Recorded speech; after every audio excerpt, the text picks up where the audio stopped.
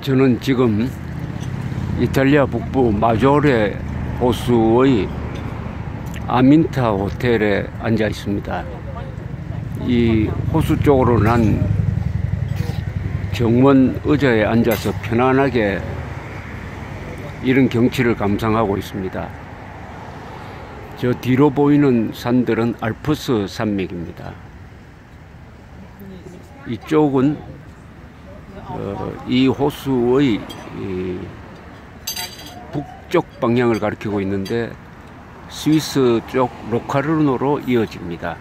마조레 호수는 길이가 약 70km, 폭이 5km 평균, 수심이 170m 평균입니다. 서해보다 더 깊은 편이죠. 가장 깊은 수심은 370m나 됩니다. 면적은 약 200평방킬로미터로 서울의 3분의 1쯤 됩니다.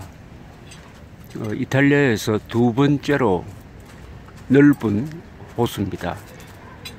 이 남북으로 길게 뻗어 있는 마조레 호수의 오른쪽에는 코모 호수라는 또 다른 유명한 호수가 있습니다. 이탈리아 북부는 알프스 산맥 남쪽이므로 물이 풍성합니다. 그리고 일찍부터 로마 문명이 여기까지 미쳤고, 게르만족이 남진을 할 때는 이쪽으로 넘어와서 이곳을 근거지로 해서 세력을 확장시켰습니다. 특히 롬바르디아 지방에서 롬바르드족이 밀라노를 중심으로 해가지고 나라를 만들고 해서 이탈리아 전체를 한때 정복했던 다스렸던 적도 있습니다. 그래서 이탈리아는 이 북부가 로마 남쪽과는 성격이 매우 다른 역사를 이어가고 있습니다. 북부는 독일 비슷하게 느껴집니다. 스위스 비슷하게 느껴집니다. 여행을 해보면은 밀라노, 토리노, 코모, 마조레를 다녀보면은 깨끗하고 소매치기 걱정을 별로 안 해도 되고, 그래서 여기가 스위스냐 독일이냐 하는 생각이 들 정도입니다. 이런 좋은 자리에서 제가 한국의 실정을 걱정하지 않을 수 없는 것은, 이런 풍요한 곳에 1945년생인 제가 앉아서 이 풍광을 즐길 수 있게 된 이 대한민국의 지난 70년의 발전에 대해서 감사하는 마음, 고마워하는 마음, 그리고 걱정하는 마음이 있어서입니다. 토마스 칼라일은 유명한 영웅숭배론의 서문에서 이렇게 이야기를 했습니다. 인간은 가난과 이기는 사람이 100이라면 풍요를 이기는 사람은 한 사람도 안 된다. 인간은 태어나기를 역경을 극복하게 되어 있다. 그러나 풍요가 오면은 사람은 타락하게 되어 있다. 그것이 인지상정이다. 이런 취지의 이야기를 했는데, 그 이야기가 한국에 딱 들어맞는다는 느낌이 듭니다. 북한이 핵무장을 했습니다. 미사일을 발전시켜서 한국은 물론이고 일본, 오키나와, 괌, 드디어 미국까지 때릴 수 있는 핵미사일 능력을 확보해 가고 있는 가운데 있습니다. 우리나라는 핵무기가 없습니다. 우리나라는 핵무기를 막을 수 있는 방어 시스템이 없습니다. 우리나라는 방호 시설도 없습니다. 저 산 너머 스위스에서는 핵폭탄 맞을 가능성이 세계에서 가장 낮은데도 불구하고 전 국민의 120%가 들어갈 수 있는 핵 방호 시설이 지하에 있습니다. 우리는 설마 김정은이가 핵을 쓰겠느냐, 미국이 가만히 있겠느냐, 이런 정신으로, 타락한 정신으로 하루하루를 보내면서 인간이 상상할 수 있는 가장 못된 짓을 하고 있습니다. 예, 근데 이런 비유가 어떻습니까? 적병이 쳐들어왔습니다. 성벽 앞까지 도달했습니다. 이제 공격하는 날만 남았습니다. 그런데 성 안에 있는 사람들의 일단이 성벽을 부숩니다. 적병이 쉽게 넘어오도록 성벽을 때려 부수는 짓을 합니다. 그런데 그것을 보고 있는 성주가 또 군인들이 그냥 수수방관합니다. 다른 사람들도 저렇게 하면은 적병이 성벽을 넘어올 것이라고 알면서도 가만히 있습니다. 이 일단의 이 폭력배들이 성벽을 부수어도 구경만 하는 그 성주와 성내 주민들을 구할 사람은 하나님도 없는 것입니다. 지금 북한이 핵미사일을 실전 배치하는 단계인데 서둘러 그것도 미국이 걱정을 해가지고 우선적으로 미군을 보호하기 위해서 사드 배치를 하겠다고 하는데, 그동안 한국에서는 야당 자칭 진보 세력들이 이를 반대했습니다. 반대하는 이유도 과학에 맞지 않고 국에도 맞지 않는 해괴한 논리로 반대를 했는데, 그나마 박근혜 대통령이 결단을 내려서 성주에 배치하기로 결정을 한 사실은 1년 전입니다. 그런데 그 배치를 하지 말자는 운동이 야당, 지금의 집권 세력을 포함해서, 당시 야당입니다. 지금의 집권 세력을 포함해서 소위 진보 세력 사이에서 일어나고 일부 주민들이 가세하고 해가지고 시위를 하고 했지만은 그나마 국방부가 6기 중에 2기를 배치를 했습니다. 그런데 새로운 정부가 들어서고 나서 나머지 4기 배치에 대해서 제동을 걸었습니다. 할 필요도 없는, 하지 않아도 되는 환경영향평가를 한다고 해서 사실상 1년 늦춰버렸습니다. 이 1년은 굉장히 중요합니다. 만약 북한을 군사적으로 때려가지고 핵방어시설, 핵미사일을 제거하겠다고 한다면은 앞으로 1년 안에 군사작전을 해야 됩니다. 군사작전을 하려면은 우리부터 대비가 되어야 합니다. 거기에 대한 보복으로 북한이 혹시 핵미사일 쏠지 모르니까 사드 배치를 완성시킨 다음에 북한을 공격할 수 있는 것입니다. 사드 배치를 1년 늦추겠다는 것은 북한을 공격해야 하는 이 결정적 시간 1년을 낭비하겠다는 뜻이고, 어떻게 보면은 북한에 대한 군사적 공격을 못하게 하겠다는 뜻이 될 수도 있습니다. 그나마 며칠 전에 북한이 장거리 미사일 발사를 또 하니까 문재인 대통령이 나머지 4기를 배치하는 문제를 미국과 협의하라고 지시를 했다고 합니다. 그나마 다행입니다. 그나마 다행입니다. 저는 이 조치가 문재인 대통령과 문재인 정권이 대한민국의 대통령과 대한민국의 정부 임무를 스스로 자각한 조치로 해석될 수 있게 되기를 바랍니다. 문재인 대통령은 결코 촛불 정권의 대통령이 아닙니다. 문재인 대통령은 헌법이 명시한 대로 국민들이 주권 행사를 통해서 뽑은 대한민국의 대통령입니다. 대한민국의 대통령이지 진보 세력의 대통령이 아닙니다. 사드 반대 세력의 대통령이 아닙니다. 헌법을 수호하는 것이 대통령의 최대 그리고 가장 중요한 임무인데, 헌법을 수호한다는 것은 무슨 뜻이냐 하면은 대한민국 헌법이 보장하고 있는 방공 자유민주주의 시장경제를 수호한다는 뜻입니다. 방공은 북한 정권에 대한 우리의 태세를 의미하는 것이고, 자유민주주의는 언론의 자유, 선거의 자유, 사유재산권의 자유를 의미하는 것입니다. 이것이 국가 정체성입니다. 또 국가 정통성을 수호하는 것이 대한민국 대통령의 임무입니다. 국가 정통성은 신라의 삼국통일 이후에 계속된 한반도 역사에서 한민족을 대표하는 국가는 한 국가일 수밖에 없다.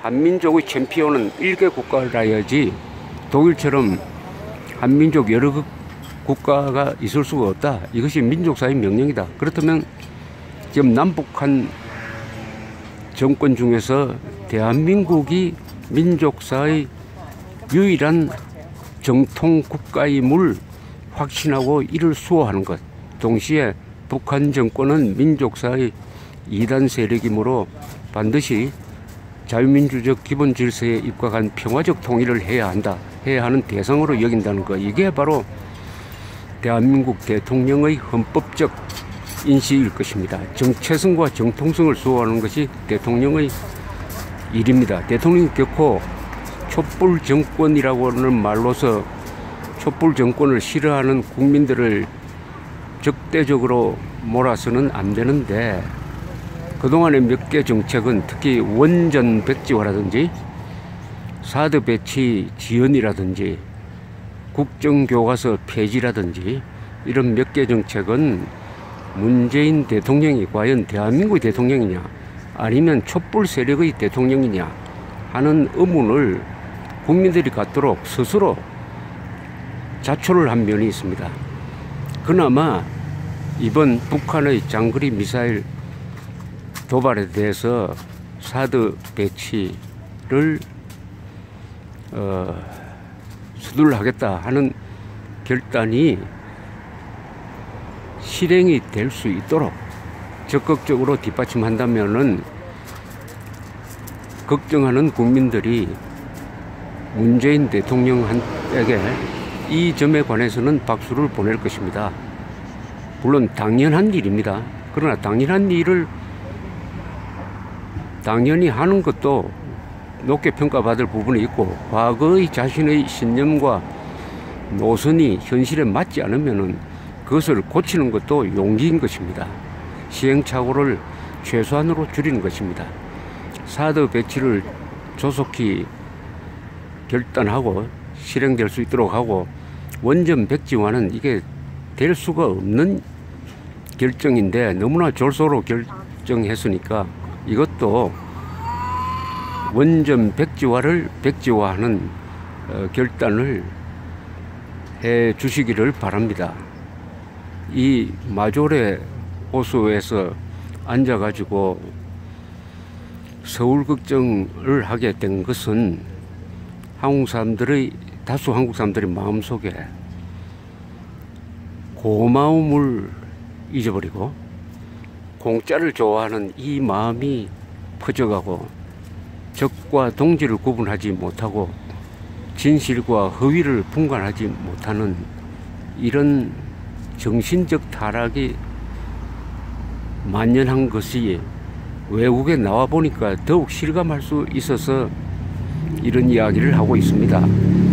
1977년에 당시 동독의 호네크 공산당 서기장이 평양에 와서 김일성을 만났을 때 김일성이가 아주 무서운 예언을 했습니다. 우리는 남조선이 민주주의가 되기만 하면은 설사 반공 지도자가 정권을 잡아도 우리한테 유리하다고 생각한다. 왜냐하면은 남한에서 민주화가 이루어지면은 우리는 노동자 농민들을 중심으로 우리의 대남 적화를 쉽게 할 수 있기 때문이다 라고 이야기를 했습니다. 즉 김일성이는 남한의 민주화를 남한의 공산화의 절호의 기회로 삼았습니다. 민주주의가 보장하는 이 자유를 파괴하는 자유로 활용할 수 있다고 생각한 것입니다. 그래하여 대남 공작, 심리적 공작, 사상적 침투를 통해서 대한민국의 다수 학생, 지식인, 정치인, 학자 등등이 계급투쟁론적 사고방식을 갖도록 하는데 성공을 했습니다. 그것이 벌써 40년 전의 일입니다. 이 40년 동안의 대남 적화, 심리, 통일전선 등등의 공장을 통해서 한국 사람들이 다수가 자신도 모르게 자신도 모르게 대한민국을 미워하고 북한 정권을 미워하지 않고 이승만, 박정희를 경멸하거나 독재자로 욕하면서 김일성, 김정일, 김정은에 대해서는 아무런 감정이 없는, 따라서 대한민국의 안보는 미국이나 누구나 저절로 지켜주는 것이지 내가 굳이 욕을 먹으면서까지 반역 세력과 싸울 필요가 없다 라고 하는 이런 망조가 들고 말았습니다. 놀라운 풍요 뒤에는 정신적인 타락이 있었고 그것을 더욱 악화시킨 것이 자주국방 의지의 실종이었습니다. 자주국방 의지가 실종된 부자 나라는 살찐 돼지에 불과한데 그런 삶을 선택을 했습니다. 반면 북한은 만난을 극복하고 수십만 수백만을 굶겨 죽이면서까지 핵 개발에 성공해서 드디어 핵 강대국의 길에 거의 접어들고 말았습니다.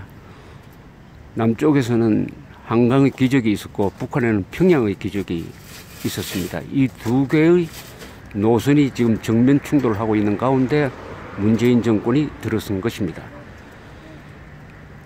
대통령의 기본 임무는 헌법을 수호하고 헌법을 수호함으로써 공동체의 안전을 지켜내는 것입니다. 복지나 인권이나 하는 것은 국가의 안전에 종속되는 개념입니다. 그런데 대한민국은 간첩의 인권을 일반 형사범의 인권보다도 더 존중하는 나라로 변하고 말았습니다. 우리는 지금 이런 관념의 유의를 부릴 때가 아닙니다. 관념의 유의에 빠져들었을 때 대한민국이 이룩한 지난 70년 동안 우리의 선배 세대가 피와 땀과 눈물로 이룩한 이 한강의 기적은 하루아침에 물거품이 될 수가 있습니다. 제가 이탈리아 여행을 하면서 느낀 게 있습니다. 문명의 파괴는 한순간에 가능합니다. 그것을 재건하는 것은 파괴의 시간보다 수십 배, 수백 배가 걸립니다. 베네딕토 수도원 몬테카시노를 연합군이 폭격해서 그 위대한 문화유산을 없애는 데는 서너 시간이 걸리지 않았습니다.